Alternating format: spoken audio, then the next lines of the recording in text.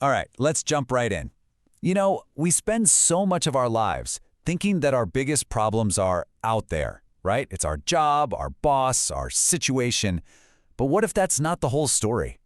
What if the biggest, toughest obstacle you'll ever face isn't out there at all, but actually right inside you?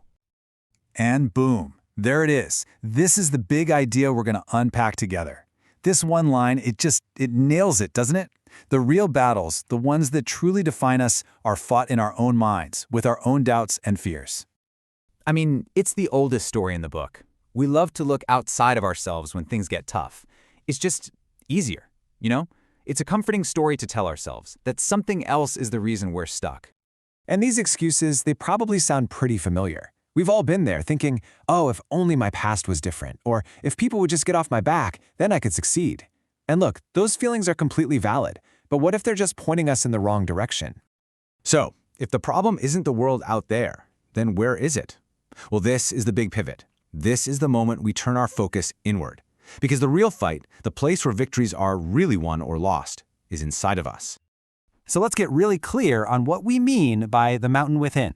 Obviously, it's not a real mountain. It's a metaphor for all that stuff, all that internal baggage. The fear that you're going to fail, the doubt that you're good enough, the insecurity that whispers you should just play it safe. That whole messy landscape, that is the mountain. To make this even clearer, let's give this mountain a voice. Let's call it your inner critic. And oh boy, we all have one. It's that nagging little voice that just loves to pop up at the absolute worst moments to tell you all the reasons you can't do something. So here's the million-dollar question, right? If every single one of us has this inner critic, what's the difference maker? What separates the absolute legends from everybody else? Did they just get lucky? Were they born without this voice of doubt? No way, not even close. See, the victory isn't about having a life with no problems. That's a fantasy. The real win comes from learning to master that inner conversation. It's about winning the argument with the part of yourself that's begging you to quit. And here's its typical playlist of greatest hits. This voice is sneaky. It doesn't scream at you, it whispers. It just plants these little seeds of doubt. It wants you to hesitate, to overthink everything until you're totally paralyzed. Its ultimate goal? To make you quit before you even start. Okay, pay close attention, because this right here is the big turning point. This is a total game changer. What if we've been looking at this inner voice completely wrong? What if it's not actually an enemy we need to destroy? What if it's something else entirely? This is the huge mental shift. Instead of seeing this voice as an enemy you have to fight, what if you started seeing it as a training partner? Seriously. Something that's there specifically to make you tougher, stronger, and way more resilient. Think about it like you're in a gym. You don't build muscle by lifting air, right? You need resistance. You need weight. That inner critic, that voice telling you can't, that is the weight.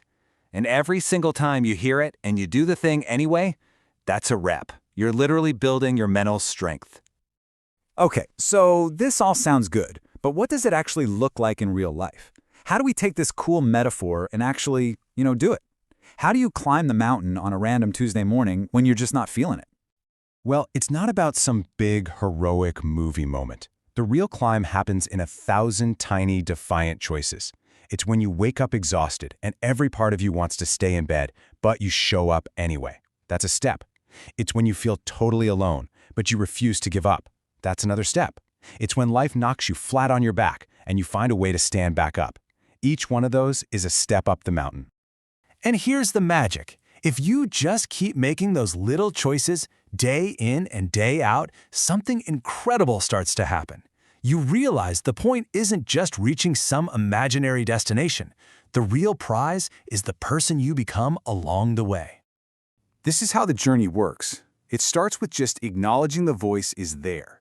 The climb itself is just that series of small, daily decisions to keep moving forward. And then one day, you look around and you realize you're not the same person who started. You're stronger, you're more capable. And let's be super clear about this. The goal is not perfection. Perfection is a trap. The goal is strength forged in the struggle. The world doesn't need a version of you that never failed. It needs the version of you that got tested, that fought, and that kept on climbing. And when you really get this, it just changes the whole game. All of a sudden, you stop looking side to side, comparing yourself to others. Your only competition is the person staring back at you from yesterday. That's the only race that matters. So, that leaves us with one final, very important question. It's not about conquering the entire mountain tomorrow. That's overwhelming. It's just about taking the first step. So look at your life right now. What's the one small climb you can begin today?